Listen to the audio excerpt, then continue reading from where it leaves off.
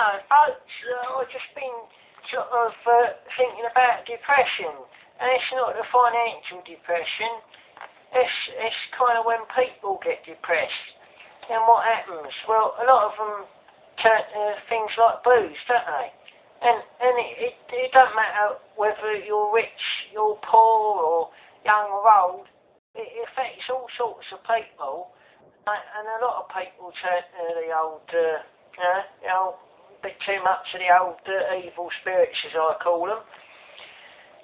And then you get the sort of people that come along and tell them people what's having a bit of a hard time of it. They say, here, pull yourself together, right? But the people what is in a bit of a state, most of them realise that they're in a bit of a state, and they know that they've got to pull themselves together. What they don't know is how to pull themselves together. And that's why they need some understanding. So, it don't matter what the person is going through. There's some people that, I don't know, is alcoholic. Some people, it's anorexic or bulimic, something like that. And that all seems to me to be some sort of symptom of where somebody's kind of, even when it's sort of not necessarily shopaholic, but people have got to have a bigger, better car, or they've got to have more of stuff.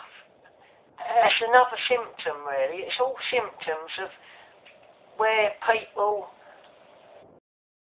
they might have things, but they ain't got. There's something in their head which needs sort of it's sort of empty, innit? I'm not saying it's it will need fulfilment, I suppose, for want of a better word. They need something to kind of inspire them. But it doesn't matter whether they're going through a hard bit of their life or whether they're rolling in money or whatever the situation they're finding themselves in, they've still got this focus that sort of kind of drives them forward, and it's not dependent on whether what state the economy's in or anything like that. It's that sort of special inspiration what keeps them going, what is independent of booze or superficial, the way they look, or how much stuff they've got, or how much stuff they haven't got. I think, really, those of us that kind of understand that, it's up to us to try and, in a way, listen to our friends and our family. And if we might not even know why we're positive and why we got that sort of feeling that we don't need to turn to the bottle, or we don't need to go on some extreme diet, or we don't need to have this thing or that thing or whatever to make us seem as though we're temporarily happy. But those of us that can kind of keep a positive mental attitude and can kind of, as we say, put ourselves out of the mire, because we all have low periods. Even the happiest person on the planet will still have a low period. And it's up to us to try and, if we can work out why we're the way we are, and we're sort of positive and optimists and whatever, and we just kind of battle through the storm, it don't matter, we just keep going. And we can understand ourselves, and that we can listen to our friends and our family and give them a bit of time that they need to sort of unload, and then see if we can't kind of somehow, I don't know, by understanding ourselves, maybe we can relate to them, listening to what they're saying, and then maybe a little bit of mutual banter without telling them negative towards them, because some people just say, oh, you don't want to do that, you shouldn't do this, shouldn't do that, blah blah blah. That's negative. You've got to try and be positive and inspirational and say, oh well, I tell you what, this bit inspires me because I get, or not necessarily to me, because otherwise they can't relate it to them, can they? But you've got to find a middle ground somewhere. You've got to find a sort of kind of a. Well, I ask them questions about themselves, so the focus is still on them, but it's a positive focus. It's like, what would you really like to be doing? And you kind of try and draw something out of them.